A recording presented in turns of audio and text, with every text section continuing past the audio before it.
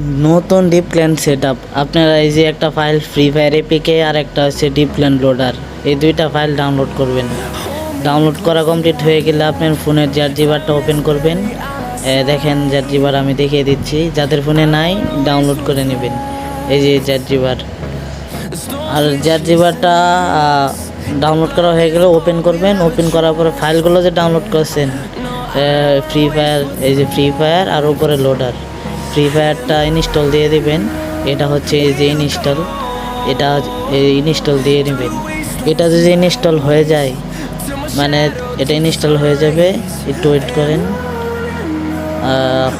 এটা ইনস্টল হয়ে যাওয়ার পরে এখান থেকে আপনারা ব্যাক সাইডে ব্যাক করবেন, তারপরে ডিপ ক্ল্যান লোডারটাও ইনস্টল করবেন। ইনস্টলে চাপ দেবেন, ইনস্টল, তারপরে এটা ইনস্টল দিয়ে নেবেন।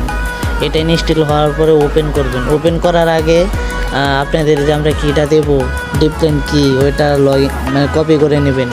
কপি করার পরে লোডারে ঢুকবেন। লোডারে ঢুকলেই দেখতে পারবেন আপনারা হ্যাকের মেনু চলে আসবে।